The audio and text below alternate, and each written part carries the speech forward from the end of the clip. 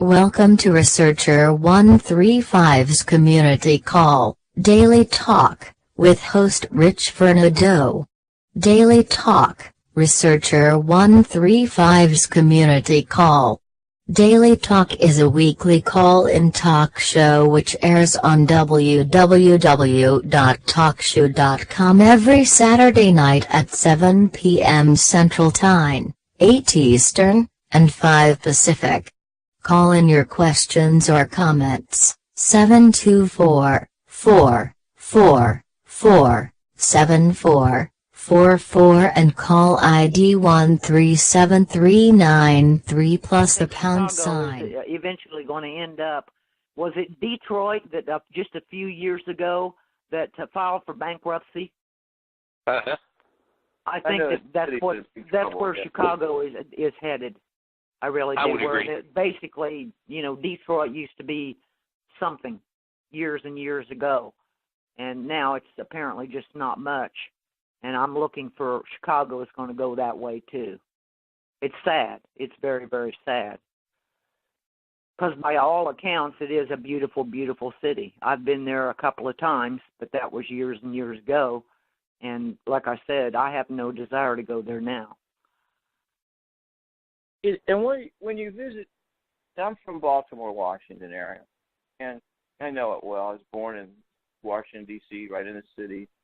And what you have a population of people that for whatever reason, they're hostile to authorities. And in Washington, D.C., it's considered a national disgrace. You have what is known as people that are lifetime institutionalized human beings. That what that means is that they usually are born to unwed mothers. They end up in orphanages, and they graduate from orphanages to the streets, and from the streets into juvenile detention centers, and then from the juvenile detention centers into the main penitentiaries like Lorton and other places outside the District of Columbia, the federal government. Now, these people are born into a culture that is anti-authority. They don't like the police. They don't like the police whether they're black. They don't like the police whether they're Hispanic. They don't like the police whether they're white. And when, there's a man who is a radio celebrity named James T. Harris, who's black. I absolutely recommend listening to what he has to say to the black community and to Barack Obama personally.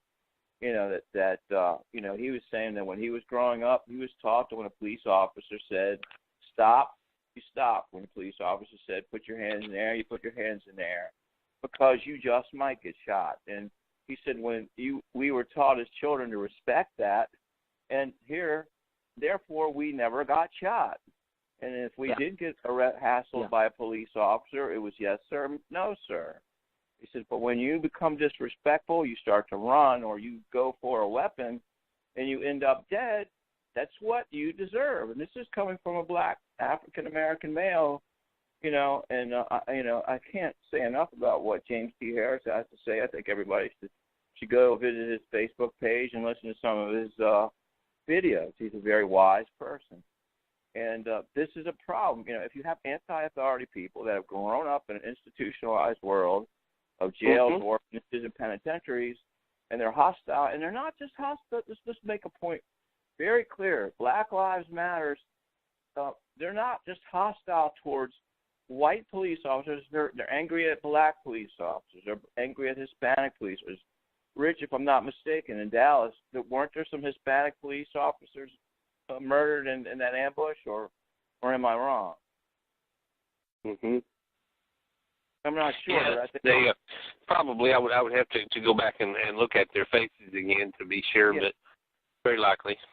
And I think it was across the board. White, black, and Hispanic police officers were ambushed and killed. What's the point? What are you trying to say? Are you trying to say that if I'm in the hood and I kill my neighbor, that's okay? But if a police officer shoots a fleeing felon who he gets in his squad car, and on his computer in his squad car, he runs the person and says, considered armed and dangerous. Now, as a police officer, your life's on the line. That person doesn't cooperate or makes any kind of suspicious moves to his body, other parts of his body, his pockets, the inside of his jacket or whatever, you're trained to shoot to kill because at that point it becomes you or him. Because in the police officer's mind, there's no reason for you not to obey the command stop.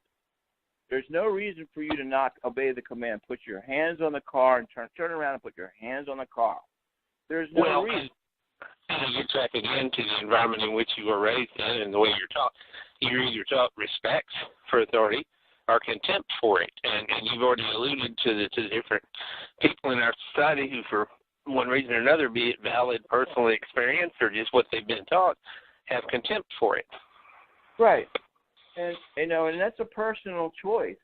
And if you want to have contempt for authority and you do the things that you do when you're commanded by authority, then the things that happen. I know that there are some rogue police officers out there. I mean, there was a guy, I think, in South Carolina, and they rightfully prosecuted him. He took him off the streets as a police officer and tried him for murder. He shot an unarmed black man. But I think the majority of police officers are trying to do their job. And, we're in a day and age where even when I get pulled over for a traffic ticket, I could tell the police officer is nervous. They ask me what I do for a living. I tell them I'm a professor. That lightens the load a whole lot right there. I always turn the car off. I put my hands on the top of the steering wheel, even if it's a stupid thing like doing a rolling stop on a red traffic sign or having a light out in the car. I know the police officer's not going to hurt me if he's not afraid. And you can smell the fear in most police officers as they approach the window of a car. In order to alleviate that, I put my hands where he can see them. I turn the vehicle off so he knows I'm not going to step on the gas while his head's in the car speaking to me or looking around, because I have nothing to fear by the authority. I don't have anything I'm hiding. And so as a result, I give the police officer that measure of respect so he'll feel comfortable and give me whatever instructions he wants to give me. And it may have, in many cases, resulted perhaps in you getting a warning instead of an actual ticket. I'm not saying it did, but it could have. There's a lot of little things go a long way in showing respect for authority. There's one comment I'd like to make. About 6 months ago, I had the opportunity to speak with a young black man that's going to school down here at Charleston, Illinois, at Eastern Illinois University. And I got to talk to him in depth, and he came from, of course, the bad side of Chicago, and is down here on a MAP grant, which is, I think, basically, they pay for their tuition and everything. A very nice young man. And he said that he's 27 years old, and he said that he has never, ever seen his neighborhood or the neighborhoods like they are now. He said that, there's 12, 13-year-old kids that will walk up and kill you for no reason at all. And he said a lot of it is gangs, a lot of it is not. And he said that, he's grown up in those neighborhoods all of his life, and he says he's never seen anything like it, and he knew that he had to get out. He has to get out. He can't take it, of course, it's his only opportunity. Yeah, absolutely. This is a problem in all of our major cities, inner cities right now. And here again, this could be traced back to the Democratic Party in itself. They created the Civil Rights Act, and then LBJ felt that by giving the inner city blacks welfare instead of opportunities, they could control that particular part of the population. The government would be able to control that particular part of the population. And, if I'm not mistaken, at a certain point in relatively recent history, both Gary, Indiana, and Detroit, Michigan were just nearly on the verge of anarchy. I mean, it was that bad, and I can see it getting that bad in Chicago. And, human life doesn't mean anything to those people. They got nothing to lose, but what are they going to do? They're going to go back to the institution. And I think that's one of the reasons why I brought that up. And Washington, D.C. isn't alone in having a entire population that grows up from day one to end days in one institution or another. So you're 12 or 13, you're fresh out of juvenile detention center. If you commit an armed robbery, where are they going to send you? You're going to send you back home, right? You know, if you shoot somebody, well, they might send you back home for a little bit longer till you're 18. I still think that's the law of the country, if I'm not mistaken, unless you try it as an adult. If you shoot somebody at 12 or 13 in Chicago or D.C., the law says you have to be released from the juvenile detention center, and when you're 18. A lot more of that happens than you would ever suspect. I bet if you dug into the statistics, you would see that a lot of murders are left out of juvenile detention facilities at the age of 18. Some of them are tried as adults, but usually those are high-profile murders of law-abiding people. And, you know, once they cross that line, they shoot somebody that's what the authorities consider a law-abiding, productive citizen, et cetera, and not another criminal, then these people may be tried as adults and sent to an adult reformatory for many years to come. But the way I think it works now is if you're a 13-year-old punk and you've got your corner selling your crack cocaine or whatever dope or whatever you're selling on the creek corner, and some guy encroaches on that, you shoot him to get rid of the competition dead, that you go to juvie. And if you're 16, you go to juvie for 2 years, but you're used to that. You grew up in an orphanage. You got out for a little while, and then you went to juvie. You got out for a little while. You went back to juvie. Now you're just going to spend some time there until you're 18, and then you're going to get out, and eventually you're going to screw up and either get shot yourself or you're going to end up in an adult prison. You know, and I think that's the way it works.